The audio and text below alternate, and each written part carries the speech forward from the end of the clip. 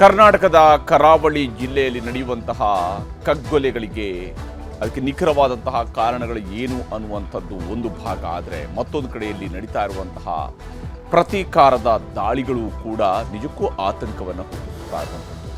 ಮಂಗಳೂರಿನಲ್ಲಿ ಹಿಂದೂ ಕಾರ್ಯಕರ್ತನನ್ನ ಬರ್ಬರವಾಗಿ ಹತ್ಯೆಗೈಯಲಾಗಿದೆ. ಆತ ಹಿಂದುತ್ವದ ಕಾರ್ಯಕರ್ತ ಮತ್ತು ನನ್ನ ಉಸಿರಿರೋರಿಗೂ ಕೂಡ ಹಿಂದುತ್ವವೇ ಮುಖ್ಯ ಅಂತ ಹೇಳ್ಕೊಂಡು ಪ್ರತಿಪಾದಿಸ್ತಾ ಇದ್ದಾರೆ. ಪ್ರತೀಕಾರದ ದಾಳಿ ಮತ್ತು ಈ ಪ್ರತಿ ದಾಳಿಗೆ ಕರಾವಳಿ ಕುದೀತಾ ಇದೆ. ಸಾವಿನ ಊರಲ್ಲೂ ಕೂಡ ರಾಜಕೀಯದ ಕಿಚ್ಚು ಹಚ್ಚಲಾಗಿದೆ ಮತ್ತು ಆ ಸಾವಿನ ಸುತ್ತಲೂ ಕೂಡ ರಾಜಕೀಯ ನಡೀತಾ ಇದೆ. ಆರೋಪ ಪ್ರತ್ಯಾರೋಪಗಳಲ್ಲಿ ಒಬ್ಬರನ್ನ ಇನ್ನೊಬ್ಬರು ದ್ವೇಷದಿಂದ ಏನು ಹುಚ್ಚೆಬ್ಬಿಸುವ ಸ್ವರೂಪದ ಮಾತುಗಳು ಕೂಡ ಅಲ್ಲಿ ಕಂಡು ಬರ್ತಾ ಇರುವಂಥದ್ದು ಸ್ಪಷ್ಟವಾಗಿ ಗೋಚರಿಸ್ತಾ ಇದೆ. ಇಲ್ಲಿ ಹಿಂದೂ ಕಾರ್ಯಕರ್ತನ ಹತ್ಯೆ ಆಗಿದೆ, ಹಿಂದುತ್ವದ ಕಾರ್ಯಕರ್ತನ ಹತ್ಯೆ ಆಗಿದೆ ಅನ್ನುವಂತಹ ಕಾರಣಕ್ಕಾಗಿ ಈಗಾಗಲೇ ಈ ಒಂದು ಪ್ರಕರಣಕ್ಕೆ ಸಂಬಂಧಿಸಿದಂತೆ ಬಿಜೆಪಿಯ ಎಲ್ಲ ಘಟಾನುಘಟಿ ನಾಯಕಗಳು ಮಂಗಳೂರಿಗೆ ಧಾವಿಸಿದ್ರು. ಹಿಂದೂ ಕಾರ್ಯಕರ್ತನ ಅಂತ್ಯ ಸಂಸ್ಕಾರ ಕಾರ್ಯದಲ್ಲೂ ಕೂಡ ಅವರು ಭಾಗಿಯಾಗಿದ್ದರು. ಆ ಮೂಲಕವಾಗಿ ನಾವು ಹಿಂದೂ ಕಾರ್ಯಕರ್ತರ ಇಂತಹ ಕೊಲೆಯ ವಿಚಾರಗಳಲ್ಲಿ ನಾವು ಅವರ ಜೊತೆಗೆ ಇರ್ತೀವಿ ಅನ್ನುವಂತಹ ಧೈರ್ಯ ತುಂಬುವ ಪ್ರಯತ್ನವನ್ನು ಮಾಡಿದರು. ಜೊತೆಗೆ ಇದರ ಸುತ್ತಲೂ ಇರುವಂತಹ ರಾಜಕೀಯದ ಮಾತುಗಳು ಕೂಡ ಅಷ್ಟೇ ಪ್ರಖರವಾಗಿ ಗೋಚರಿಸ್ತಾ ಇರುವಂಥದ್ದು. ಹಿಂದೂ ಕಾರ್ಯಕರ್ತರನ್ನು ಬರ್ಬರವಾಗಿ ಹತ್ಯೆಗೈಯಲಾಗಿದೆ. ಇಲ್ಲಿ ಕೊಲೆಯಾಗಿರ್ತಕ್ಕಂತಹ ವ್ಯಕ್ತಿ ಸುಹಾಸ್ ಶೆಟ್ಟಿ. ಸುಹಾಸ್ ಹಿಂದುತ್ವದ ಕಾರ್ಯಕರ್ತ ಅನ್ನೋಂಥದ್ದು ಒಂದು ಭಾಗ ಆದರೆ ರೌಡಿ ಶೀಟರ್ ಅನ್ನೋದು ಕೂಡ ಅಷ್ಟೇ ಪ್ರಮುಖವಾಗಿರ್ತಕ್ಕಂತಹ ಒಂದು ಅಂಶವೂ ಕೂಡ ಇದ್ದೇ ಇದೆ. ಎರಡು ಪ್ರಮುಖ ಮರ್ಡರ್ಗಳಲ್ಲೂ ಕೂಡ ಈತ ಪ್ರಮುಖ ಆರೋಪಿ ಕೂಡ ಆಗಿದ್ದ ಅನ್ನೋದನ್ನು ಕೂಡ ಇಲ್ಲಿ ಗಮನಿಸ್ಬೋದು. ಹಾಗಾದರೆ ಇಲ್ಲಿ ಹಿಂದೂ ಕಾರ್ಯಕರ್ತನ ಹತ್ಯೆಯ ವಿಚಾರಕ್ಕೆ ಸಂಬಂಧಪಟ್ಟಂತೆ ಏನೇನು ಆಗ್ತಾ ಇದೆ ಅನ್ನೋದನ್ನು ನಿಮಗೆ ವಿವರಿಸ್ತಾ ಹೋಗ್ತೀನಿ. ಬಹಳ ಮುಖ್ಯವಾಗಿ ಕರಾವಳಿ ಮತ್ತೊಂದು ಕಗ್ಗೊಲೆಗೆ ತತ್ತರಿಸ್ತಾ ಇರುವಂಥದ್ದು ಸ್ಪಷ್ಟವಾಗಿ ಗೋಚರಿಸ್ತಾ ಇದೆ. ಕರಾವಳಿಯನ್ನ ಬೆಚ್ಚಿ ಬೀಳಿಸಿದೆ ಸುಹಾಸ್ ಶೆಟ್ಟಿಯ ಮರ್ಡರ್. ಸುಹಾಸ್ ಶೆಟ್ಟಿ ಈತ ರೌಡಿ ಶೀಟರ್ ಹಾಗೂ ಹಿಂದೂ ಕಾರ್ಯಕರ್ತ. ಸುಹಾಸ್ ಶೆಟ್ಟಿ ಈತನನ್ನ ಹತ್ಯೆ ಮಾಡಲಾಗಿರ್ತಕ್ಕಂಥದ್ದು ಮಂಗಳೂರಿನ ಬಜ್ಪೆ ಸಮೀಪದಲ್ಲಿ ಈತನ ಹತ್ಯೆ ಆಗಿದೆ. ತಲವಾರ್ನಿಂದ ದಾಳಿ ಮಾಡಿ ಹತ್ಯೆಗೈದು ದುಷ್ಕರ್ಮಿಗಳು ನಂತರ ಅಲ್ಲಿಂದ ಪರಾರಿಯಾಗಿದ್ದಾರೆ. ಯಾವುದೋ ಜನ ಇಲ್ಲದೇ ಇರತಕ್ಕಂತಹ ಪ್ರದೇಶಗಳಲ್ಲಿ ಮಾಡಿಲ್ಲ, ಬದಲಿಗೆ ಜನ ನೋಡ್ತಾ ಇರುವಂತಹ ಸಂದರ್ಭದಲ್ಲಿನೇ ಈ ಹತ್ಯೆಯನ್ನು ಮಾಡಲಾಗಿದೆ. ನಡು ರಸ್ತೆಯಲ್ಲಿ ಕೊಚ್ಚಿ ಕೊಲೆಯನ್ನು ಮಾಡಿರುವಂಥದ್ದು. ಜನಜಂಗುಳಿಯ ಮಧ್ಯೆಯೇ ಗುಂಪಾಗಿ ಬಂದು ಹಂತಕರು ಕೊಂದು ಹೋಗಿದ್ದಾರೆ. ಆ ಮೂಲಕವಾಗಿ ಹಂತಕರಿಗೆ ಯಾವುದೇ ರೀತಿಯಾದಂತಹ ಭಯ ಭೀತಿ ಇಲ್ಲ ಅನ್ನೋದು ಸ್ಪಷ್ಟ ಆಗ್ತಿದೆ. ಮತ್ತು ಒಂದು ಕೊಲೆಯನ್ನು ಮಾಡಬೇಕು ಅನ್ನೋ ಟಾರ್ಗೆಟ್ ಇಟ್ಟು ಆ ಕೊಲೆಯನ್ನು ಮಾಡಿ ಹೋಗ್ತಾ ಇರುವಂತಹ ಸ್ವರೂಪದಲ್ಲಿ ಗೋಚರಿಸ್ತಾ ಇದೆ. ಒಂದು ಕೊಲೆಯ ಬಳಿಕ ಮತ್ತೊಂದು ಹತ್ಯೆ, ಇದರಿಂದಾಗಿ ಬೆಚ್ಚಿ ಬಿದ್ದಿದೆ ಮಂಗಳೂರು. ಯಾಕಂದರೆ ಮೊನ್ನೆಷ್ಟೇ ಒಬ್ಬ ಅಶ್ರಫ್ ಅನ್ನುವಂಥ ಒಬ್ಬ ಹುಡುಗನನ್ನ ಗುಂಪು ಹತ್ಯೆ ಮಾಡಲಾಗಿತ್ತು. ಸಾಮೂಹಿಕವಾಗಿ ಎಲ್ಲರೂ ಸೇರಿಕೊಂಡು ಸುಮಾರು 20 ಜನ ಸೇರಿಕೊಂಡು ಕೊಂದಿದ್ರು. ಅದಾದ ನಂತರ ಈಗ ನಡೆದಿರುವಂತಹ ಈ ಒಂದು ಮರ್ಡರ್, ಈ ಪದೇ ಪದೇ ಆಗ್ತಾ ಇರುವಂತಹ ಈ ಕೊಲೆಗಳು ಸಹಜವಾಗಿಯೇ ಮಂಗಳೂರು ಸೇರಿದಂತೆ ದಕ್ಷಿಣ ಕನ್ನಡ ಜಿಲ್ಲೆಯನ್ನ, ಉಡುಪಿ ಜಿ.ಲ್ಲೆಯನ್ನ ಬೆಚ್ಚಿ ಬೀಳಿಸಿದೆ. ಕರಾವಳಿ ಜಿಲ್ಲೆಗಳಲ್ಲಿ ಮತ್ತೆ ಆತಂಕದ ವಾತಾವರಣ ಸೃಷ್ಟಿಯಾಗಿದೆ. ಈ ಸುಹಾಸ್ ಶೆಟ್ಟಿ ಹಾಗಾದ್ರೆ ಯಾರು?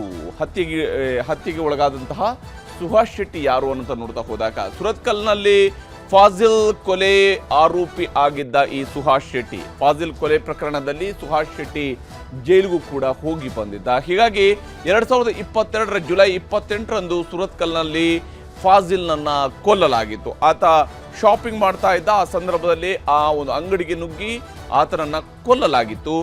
ಫಾಜಿಲ್ನ ಹತ್ಯೆಗೆ ಬಹಳ ಮುಖ್ಯವಾದಂತಹ ಕಾರಣ ಆಗಿದ್ದಂಥದ್ದು ಪ್ರವೀಣ್ ನೆಟ್ಟಾರು ಹತ್ಯೆಗೆ ಇನ್ನೊಬ್ಬನನ್ನು ಕೊಲ್ಲಬೇಕು ಅನ್ನೋಂತಹ ರೀತಿಯಾದ ಪ್ರತೀಕಾರ. ಅದರಲ್ಲಿ ಪ್ರವೀಣ್ ನೆಟ್ಟಾರು ಹತ್ಯೆಗೂ ಫಾಜಿಲ್ಗೂ ಯಾವ ಸಂಬಂಧವೂ ಕೂಡ ಇಲ್ಲದೆ ಇದ್ರೂ ಕೂಡ ಪ್ರವೀಣ್ ನೆಟ್ಟಾರು ಹತ್ಯೆ ಬೆಳ್ಳಾರೆಯಲ್ಲಿ ಆಗುತ್ತೆ, ಸುಳ್ಯದ ಬೆಳ್ಳಾರೆಯಲ್ಲಿ ಆಗುತ್ತೆ. ಅದಕ್ಕೆ ಪ್ರತೀಕಾರವಾಗಿ ನಡೆಯುವಂಥದ್ದು ಫಾಜಿಲ್ನ ಹತ್ಯೆ ಸುರತ್ಕಲ್ನಲ್ಲಿ ನಡೆಯುವಂಥದ್ದು. ಪ್ರವೀಣ್ ನೆಟ್ಟಾರು ಹತ್ಯೆಗೆ ಪ್ರತೀಕಾರವಾಗಿ ಫಾಜಿಲ್ನನ್ನ ಹತ್ಯೆಗೈಯಲಾಗಿತ್ತು. ಈ ಪ್ರಕರಣದಲ್ಲಿ ಫಾಜಿಲ್ ಹತ್ಯೆ ಕೇಸ್ನಲ್ಲಿ ಪ್ರಮುಖ ಆರೋಪಿಯಾಗಿದ್ದ ಇದೇ ಸುಹಾಸ್ ಶೆಟ್ಟಿ. ಆ ಕೇಸ್ನಲ್ಲಿ ಈತ ಜೈಲಿಗೂ ಕೂಡ ಹೋಗಿ ಬಂದಿದ್ದ. ಇದಷ್ಟೇ ಅಲ್ಲದೆ ಕೇವಲ ಫಾಜಿಲ್ನ ಹತ್ಯೆಯಲ್ಲಿ ಮಾತ್ರ ಅಲ್ಲದೆ ಬೇರೆ ಕೊಲೆ ಹಾಗೂ ಕೊಲೆ ಯತ್ನ ಪ್ರಕರಣಗಳಲ್ಲೂ ಕೂಡ ಸುಹಾಸ್ ಆರೋಪಿ ಆಗಿದ್ದ. ಇದೇ ಕಾರಣಕ್ಕಾಗಿ ಆತನ ವಿರುದ್ಧ ರೌಡಿ ಶೀಟ್ ಓಪನ್ ಮಾಡಲಾಗಿತ್ತು. ವರ್ಷದ ಹಿಂದಷ್ಟೇ ಜಾಮೀನು ಮೇಲೆ ಈತ ರಿಲೀಸ್ ಕೂಡ ಆಗಿದ್ದ. ಸುಹಾಸ್ ಶೆಟ್ಟಿ ವರ್ಷದ ಹಿಂದೆ ಅಷ್ಟೇ ಜಾಮೀನು ಮೂಲಕ ರಿಲೀಸ್ ಆಗಿದ್ದ. ಈಗ ನೋಡಿದರೆ ಆತ ವೆಹಿಕಲ್ನಲ್ಲಿ ಹೋಗ್ತಾ ಇದ್ದಾಗ, ತನ್ನ ಕಾರ್ನಲ್ಲಿ ಹೋಗ್ತಾ ಇದ್ದಾಗ ಆ ಕಾರನ್ನು ಅಡ್ಡಗಟ್ಟಿ ಕಾರ್ಗೆ ಡಿಕ್ಕಿ ಹೊಡಿಸಿ ಆತ ಕೆಳಗಿಳಿಯುವಂತೆ ಮಾಡಿ ನಂತರ ಆತನನ್ನು ಹತ್ಯೆಗೈಲಾಗಿದೆ. ಬರ್ಬರವಾಗಿ ಕೊಚ್ಚಿ ಕೊಲ್ಲಲಾಗಿರ್ತಕ್ಕಂಥದ್ದನ್ನು ನಾವಿಲ್ಲಿ ಗಮನಿಸ್ತಾ ಇದ್ವಿ. ಇಲ್ಲಿ ಕೊಲೆಗೀಡಾಗಿರ್ತಕ್ಕಂತಹ ಸುಹಾಸ್ ಶೆಟ್ಟಿಯ ತಾಯಿ ಮಾತನಾಡಿದ್ದಾರೆ. ತಾಯಿ ತನ್ನ ಮಗನ ಸಾವಿನ ಬಗ್ಗೆ ಏನು ಹೇಳಿದ್ದಾರೆ ಅನ್ನೋದು ನಿಮಗೆ ತೋರಿಸ್ತೀನಿ. ನನ್ನ ಉಸಿರಿರುವವರೆಗೆ ನಾನು ಹಿಂದುತ್ವಕ್ಕೆ ಹೋರಾಟ ಮಾಡ್ತೇನೆ ಅಂತಿದ್ದ. ನನಗೆ ಉಸಿರೇ ನಿಲ್ಲಿಸ್ಬಿಟ್ರು. ಆರೋಪಿಯಲ್ಲಿ ತಕ್ಕ ಶಿಕ್ಷೆ ಆಗಬೇಕು. ಅವರು ಯಾರೇ ಆಗಲಿ ಶಿಕ್ಷೆ ಆಗಬೇಕು ಅವರಿಗೆ. ಇನ್ನೊಂದು ಸಲ ಹೀಗೆ ಮಾಡಬಾರ್ದು. 85% ಹಿಂದೂಗಳಿದ್ದು 15% ಅವರಿದ್ದು. ಎಷ್ಟು ಹೆದರಿಸಿ ಇಷ್ಟೊಂದು ಇದು ಮಾಡಿ ಅವರಿಗೆ ಭಯನೇ ಇಲ್ಲ. ಹಿಂದೂಗಳು ಹೆದರ್ಕೋಬೇಕು. ಇಲ್ಲಿ ಈ ತಾಯಿಯ ನೋವು, ಈ ತಾಯಿಯ ಕಣ್ಣೀರು ಬಹುಶಃ ಯಾರು ಅರ್ಥ ಮಾಡ್ಕೊಳ್ಬೇಕು ಅಂದರೆ, ಯಾಕಂದರೆ ಇಂತಹ ಹಲವು ತಾಯಂದಿರು ತಮ್ಮ ಮಕ್ಕಳನ್ನು ಕಳ್ಕೊಂಡಿರ್ತಕ್ಕಂಥ ತಾಯಂದಿರ ಕಣ್ಣೀರು ಈ ರೀತಿಯಾಗಿಯೇ ಇರುವಂಥದ್ದು.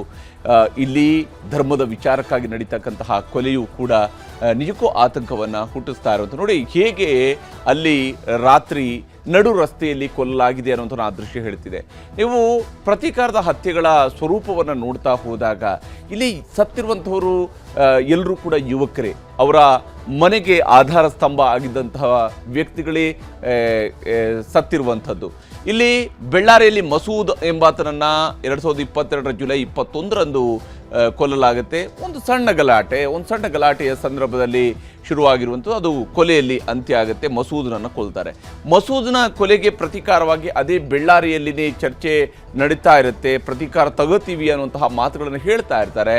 ಅಲ್ಲಿ ನಡೆಯುತ್ತೆ ಪ್ರವೀಣ್ ನೆಟ್ಟಾರಿನ ಹತ್ಯೆ. ಆತ ಹಿಂದೂ ಕಾರ್ಯಕರ್ತ ಆಗಿದ್ದ, ಪಕ್ಷದಲ್ಲಿ ಗುರುತಿಸ್ಕೊಂಡಿದ್ದ. ಆದರೆ ಭಾಳ ಮುಖ್ಯವಾಗಿ ಪ್ರವೀಣ್ ನೆಟ್ಟಾರು ತನ್ನದೇ ಆದಂಥ ಒಂದು ಉದ್ಯೋಗವನ್ನು ಮಾಡ್ಕೊಂಡಿದ್ದ, ತನ್ನದೇ ಆದಂಥ ಒಂದು ಅಂಗಡಿ ಇಟ್ಕೊಂಡಿದ್ದ. ಅಲ್ಲಿ ಕೆಲಸ ಮಾಡಿಕೊಂಡು ತನ್ನ ಮನೆಗೆ ಹೋಗುವಂತಹ ಸಂದರ್ಭದಲ್ಲಿ ಜುಲೈ 26, 2022ರಂದು ಆತನನ್ನು ಹತ್ಯೆ ಮಾಡಲಾಗುತ್ತೆ. ಭೀಕರವಾಗಿ ಪ್ರವೀಣ್ ನೆಟ್ಟಾರನ್ನು ಕೊಲ್ಲಲಾಗುತ್ತೆ. ಪ್ರವೀಣ್ ನೆಟ್ಟಾರು ಹತ್ಯೆ ಆದ ತಕ್ಷಣಕ್ಕೆ ಅದಕ್ಕೊಂದು ಪ್ರತೀಕಾರ ತಗೊಳ್ಬೇಕು ಅನ್ನುವಂತಹ ರೀತಿಯಲ್ಲಿ ನಡೆಯುವಂತಹ ಕೊಲೆನೇ ಫಾಜಿಲ್ ಅನ್ನುವಂತಹ ಯುವಕನ ಕೊಲೆ. ಫಾಜಿಲ್ಗೂ ಪ್ರವೀಣ್ ನೆಟ್ಟಾರು ಹತ್ಯೆಗೂ ಯಾವುದೇ ರೀತಿಯಾದಂತಹ ಸಂಬಂಧ, ಹತ್ತಿರದ ಸಂಬಂಧವೂ ಕೂಡ ಇಲ್ಲದಿದ್ದಾಗಲೂ ಕೂಡ ಫಾಜಿಲ್ನನ್ನು ಜುಲೈ 28, 2022ರಂದು ಆತನನ್ನು ಕೊಲ್ಲಲಾಗುತ್ತೆ. ಸುರತ್ಕಲ್ನಲ್ಲಿ ಆತ ಶಾಪಿಂಗ್ಗೆ ಬಂದಂಥ ಒಬ್ಬ ಹುಡುಗರನ್ನು ಕೊಲ್ತಾರೆ. ಅದೇ ಸಂದರ್ಭದಲ್ಲಿ ಇನ್ನೂ ಒಂದು ಕೊಲೆ ನಡೆಯುತ್ತೆ. ಮುಂದುವರೆದು ನಡೆಯುವಂಥದ್ದು ಕಾಟಿಪಾಳ್ಯದಲ್ಲಿ ಜಲೀಲ್ ಹತ್ಯೆ ಡಿಸೆಂಬರ್ 25, 2022ರಂದು. ಇದಾದಮೇಲೆ ಈಗ ಕುಡುಪಿನಲ್ಲಿ ಮೊನ್ನೆ ನಡೆದಿರುವಂಥದ್ದು ಅಶ್ರಫ್ನ ಕೊಲೆ. ಆತ ಪಾಕಿಸ್ತಾನ ಪರವಾಗಿ ಘೋಷಣೆ ಕೂಗದ ಅನ್ನುವಂಥ ಒಂದು ಆರೋಪವೂ ಕೂಡ ಇದ್ದೇ ಇದೆ. ತನಿಖೆ ನಡೀತಾ ಇದೆ. ಏಪ್ರಿಲ್ 30ರಂದು ನಡೆಯುತ್ತೆ ಈ ಕೊಲೆ, ಕುಡುಪಿನಲ್ಲಿ ನಡೆಯುತ್ತೆ. ಇದಾಗಿ ಅದರ ಹತ್ತಿರದಲ್ಲಿ ಇರ್ತಕ್ಕಂಥ ಬಜ್ಪೆಯ ಕಿನ್ನಿಪದವಿನಲ್ಲಿ ನಡೆದಿರುವಂತಹದ್ದು ಕೊಲೆ. ಇದು ಸುಹಾಸ್ ಶೆಟ್ಟಿಯ ಹತ್ಯೆ ಮೇ 1, 2025. ಅಂದರೆ ಒಂದು ಕೊಲೆಯ ನಂತರದ ಕೊಲೆಗೆ ಇರುವಂತಹ ಅಂತರಗಳನ್ನು ನೋಡಿದಾಗ ಬಹಳ ಕಡಿಮೆ ಅವಧಿಯಲ್ಲಿ ರಿಟಾಲಿಯೇಷನ್ ಮರ್ಡರ್ಗಳು ನಡೆಯುತ್ತೆ ಅಂತ. ಇದನ್ನು ಅನೇಕ ಸಂದರ್ಭಗಳಲ್ಲಿ ವ್ಯವಸ್ಥಿತ ಹತ್ಯೆಗಳು ಅಂತ ಹೇಳ್ತಾರೆ. ವ್ಯವಸ್ಥಿತ ಹತ್ಯೆಗಳಾದರೆ ನಮ್ಮ ವ್ಯವಸ್ಥೆಗೂ ಕೂಡ ಗೊತ್ತಾಗಬೇಕು ಅನ್ನುವಂಥದ್ದು ಬಹಳ ಮುಖ್ಯವಾದಂಥ ಅಂಶ. ಯಾಕಂದರೆ ಇಂತಹ ಘಟನೆಗಳು ನಡೆದಾಗ ಕನಿಷ್ಠ ಪಕ್ಷ ದಕ್ಷಿಣ ಕನ್ನಡ ಜಿಲ್ಲೆಯಲ್ಲಿ ಸ್ವಲ್ಪನಾದರೂ ಅಲರ್ಟ್ ಆಗಿ ಇರಬೇಕಾಗತ್ತೆ. ಆದರೆ ಇದು ಪ್ರತೀಕಾರದ ಹತ್ಯೆ ಅಲ್ಲ. ಫಾಜಿಲ್ ಕೊಲೆಗೆ ಪ್ರತೀಕಾರವಾಗಿ ಸುಹಾಸ್ ಶೆಟ್ಟಿಯನ್ನು ಕೊಂದಿಲ್ಲ ಅನ್ನುವಂತಹ ಮಾತುಗಳನ್ನು ಸ್ಪೀಕರ್ UT ಖಾದರ್ ಅವರು ಹೇಳಿದ್ದಾರೆ. ಅವರ ಮಾತು ನಿಮಗೆ ತೋರಿಸ್ತೀನಿ.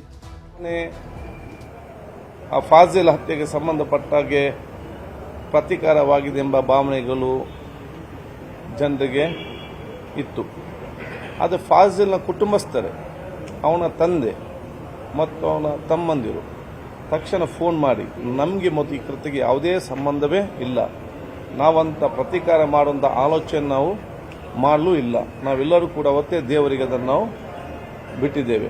ಯಾವುದೇ ಸಂದರ್ಭದಲ್ಲಿ ನಮ್ಮ ಯಾವುದೇ ಸಹಕಾರ ಪೊಲೀಸ್ ಇಲಾಖೆ ಬೇಕಾದಲ್ಲಿ ನಾವು ನಮ್ಮ ಮನೆಯಲ್ಲೇ ಇರ್ತೇವೆ. ಯಾವುದೇ ಸಂದರ್ಭದಲ್ಲಿ ಕೂಡ ನಮ್ಮ ಸಹಕಾರವನ್ನು ಪೊಲೀಸ್ ಇಲಾಖೆ ತಗೊಳ್ಬೇಕು. ನಾವು ಕಿಂಚಿತ್ತು ಆ ಒಂದು ಫಾಜಿಲ್ ಕೊಲೆಗೂ ಮತ್ತು ಇದಕ್ಕೆ ಯಾವುದೇ ಸಂಬಂಧ ಇಲ್ಲ ಅಂತ ಬೆಲ್ಲ ಸ್ಪಷ್ಟವಾಗಿ ಅವರೇ ನನಗೆ ಖುದ್ದಾಗಿ ಇವತ್ತು ಫೋನ್ ಮಾಡಿ ಇವತ್ತು ಕೂಡ ಹೇಳಿರ್ತಾರೆ.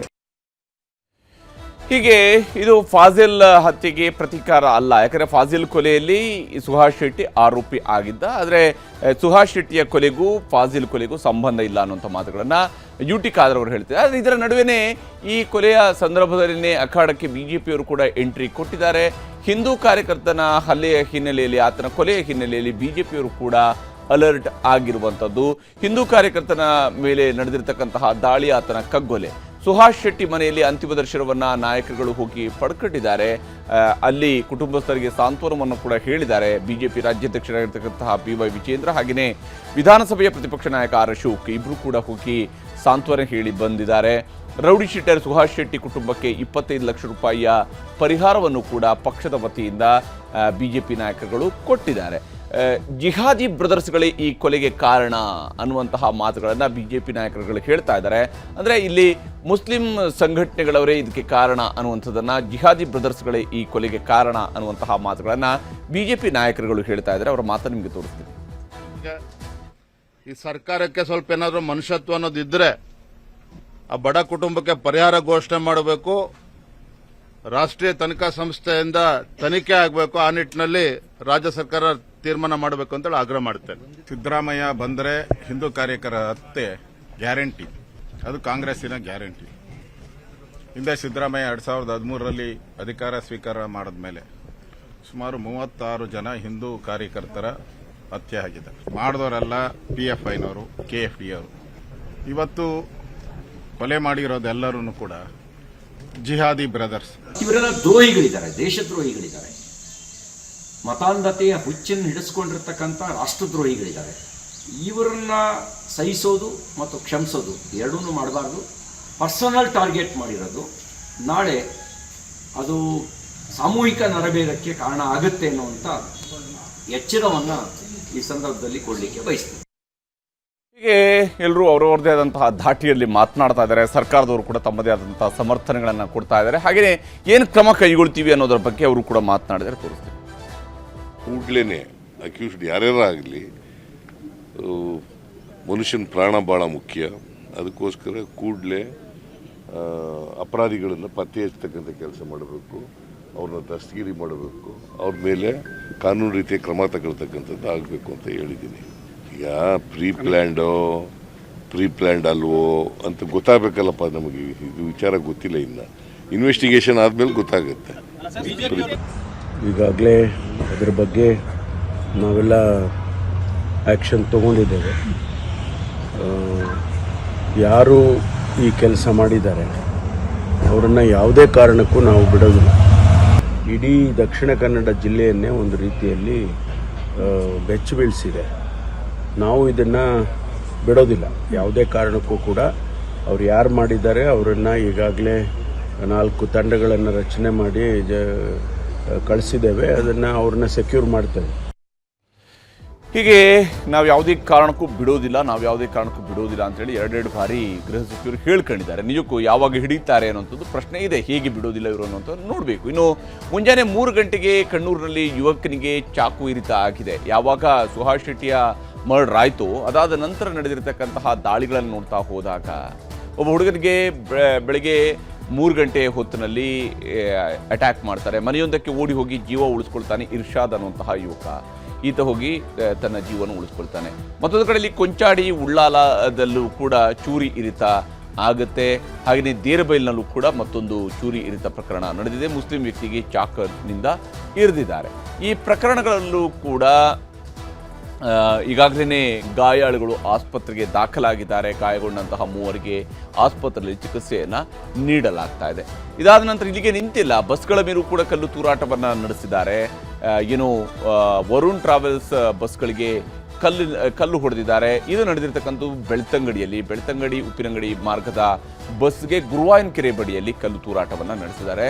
ಅಲ್ಲಿ ಕಲ್ಲು ಹೊಡೆಯುವಂತಹ ಕೆಲಸವೂ ಕೂಡ ನಡೆದಿದೆ. ಇನ್ನು ಉಡುಪಿಯ ಆತ್ರಾಡಿಯಲ್ಲಿ ಮುಸ್ಲಿಂ ಯುವಕನ ಕೊಲೆಗೂ ಕೂಡ ಯತ್ನಿಸಲಾಗಿದೆ. ಒಬ್ಬ ಯುವಕನನ್ನು ಕೊಲ್ಲೋದಕ್ಕೆ ಪ್ರಯತ್ನಿಸಿದ್ದಾರೆ.